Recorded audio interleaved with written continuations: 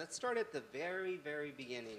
Once upon a time, there was a pretty little girl named Maritza who grew up where? Upper West Side.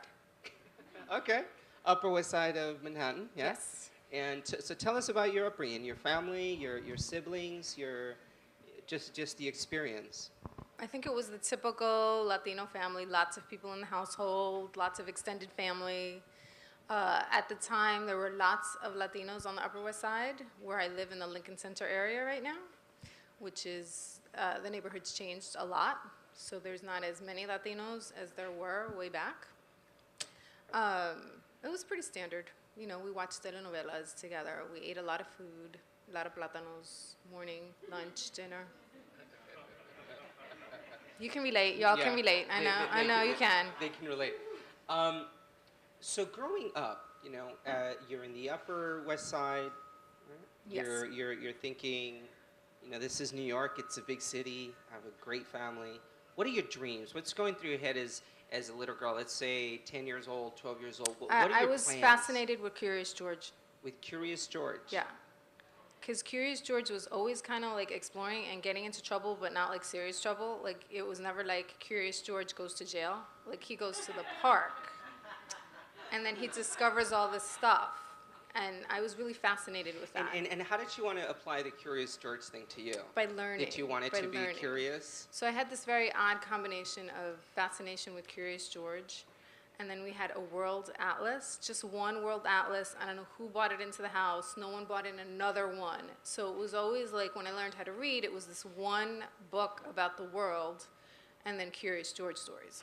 You're the first and only person that's ever used Curious George as a reference point from their childhood. He's iconic. Come on, he was he always is iconic. like doing He is something. iconic. Like, you know, he was here, he was there, he was in the park, he was, you know, in the jungle. I was more of a Dr. Seuss person, though. Dr. Seuss is a little too cerebral, too trippy for me. Yeah. George was simple. I always felt like, you know, as a kid, it was kind of acid trippy without knowing what acid trippy was. Exactly. So. But Curious George is simple. Give him a banana, he's set to go.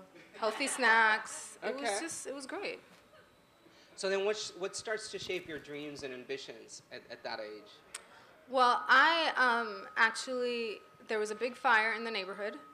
So that was a turning point. There was a big fire. The building was engulfed in flames. It was multiple alarms. And it was kind of like being able to see that from the window, and then later on in the evening seeing that wind up on the news. So sort of being witness to that story and sort of seeing a little bit of how it ends up on the news was something that really, like, I think that was a very definitive moment. Did you process it in terms of, this is something I want to do? Or did it pretty much pique your curiosity, like, what is that world and what is happening there and how do I become part of that? I think it was actually all of that, plus really just the curiosity of just wanting to have access to information. So sort of seeing how that fire developed, and seeing later on in the evening, just watching the whole news coverage of that, and seeing how the reporter had information, obviously, that I didn't have because I was a little kid watching this from my window. So it was sort of like bridging that gap of what I saw versus what was actually being shown in the newscast.